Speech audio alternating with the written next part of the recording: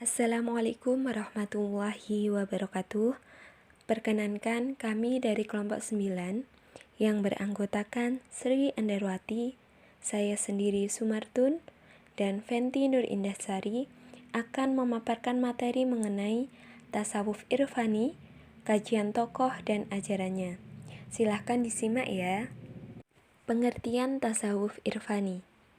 Tasawuf irfani merupakan salah satu desain tipologi tasawuf yang memfokuskan pada penyingkapan hakikat kebenaran atau makrifah kepada Allah SWT yang tidak dicapai atau diperoleh melalui logika, pembelajaran maupun pemikiran, tetapi melalui hati, kolbu yang bersih atau suci. Dengan hati yang bersih inilah seseorang dapat berdialog secara ruhaniyah atau batini dengan Tuhan sehingga pengetahuan atau cahaya makrifah dimasukkan Allah ke dalam hatinya. Hakikat kebenaran pun tersingkap melalui ilham. Karakteristik tasawuf irfani. Mengenai karakter dari sifat langsung irfani dalam menangkap objeknya, ini kemudian dapat dianalisis ke dalam beberapa hal.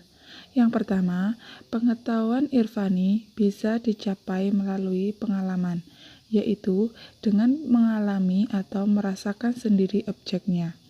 Oleh karena itu, nalar irfani dilihat dari sudut ini disebut dauki atau rasa, dan bukan melalui penalaran seperti yang dilakukan oleh nalar burhani.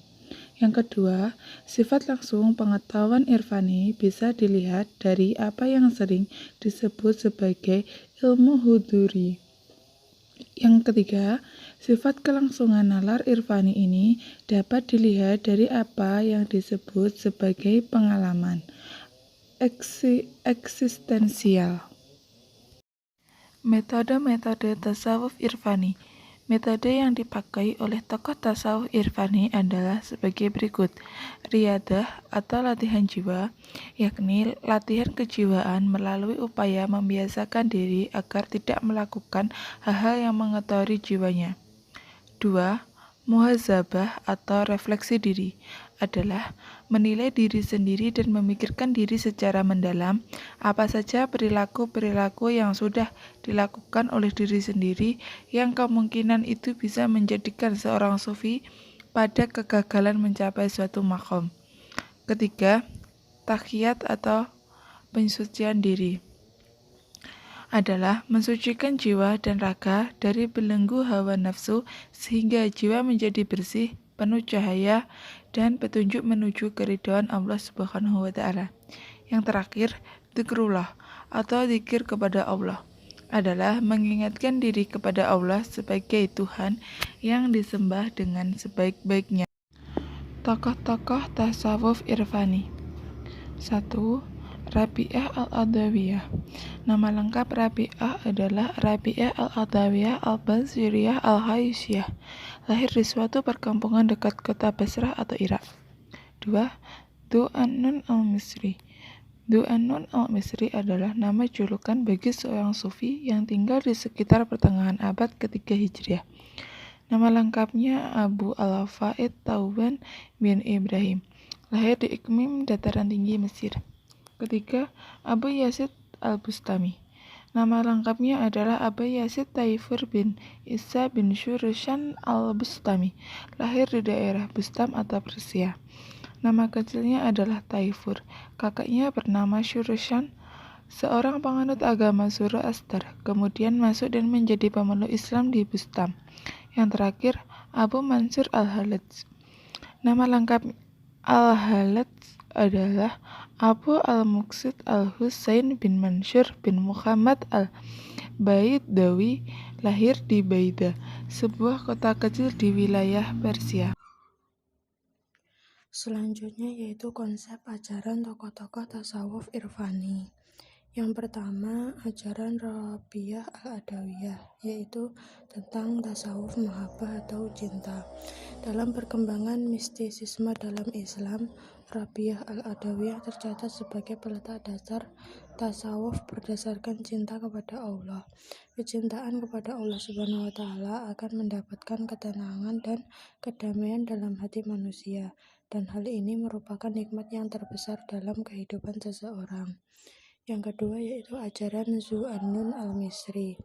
Yang pertama tentang makrifat. Makrifat kepada Allah Subhanahu wa Ta'ala tidak dapat ditempuh melalui pendekatan akal dan pembuktian-pembuktian, tetapi dengan jalan makrifat batin, yakni Tuhan menyinari hati manusia dan menjaganya dari ketercemasan sehingga semua yang ada di dunia ini tidak mempunyai arti lagi. Yang kedua, makomat dan ahwal. Pandangan Al-Misri tentang makomat dikemukakan pada beberapa hal saja, yaitu at-taubah, asy-syabar, at-tawakal, dan ar-ridho. Mengenai ahwal, Al-Misri menjadikan muhabbah atau cinta kepada Tuhan sebagai urutan pertama dari 4 ruang lingkup pembahasan tentang tasawuf. Sebab tanda-tanda orang yang mencintai Allah Subhanahu wa Ta'ala adalah mengikuti kekasihnya, yakni Nabi Muhammad SAW, dalam hal akhlak, perbuatan, segala perintah, dan sunnahnya. Yang ketiga yaitu ajaran Abu Yazid Al-Bustami.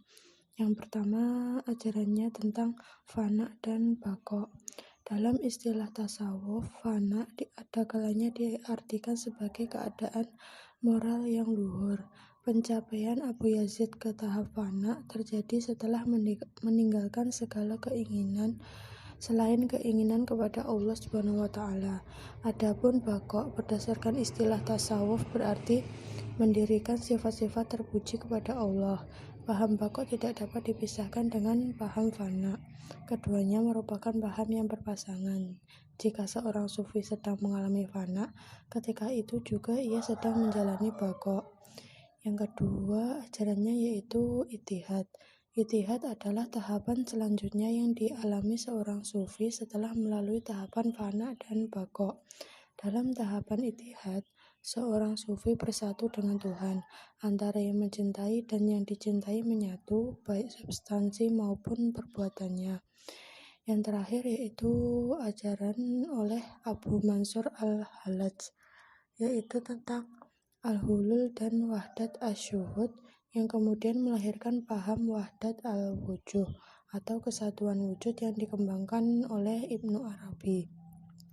Menurut istilah tasawuf, al-hulul berarti paham yang mengatakan bahwa Tuhan memilih tubuh manusia tertentu untuk mengambil tempat di dalamnya setelah sifat-sifat kemanusiaan yang ada dalam tubuh itu dilenyapkan.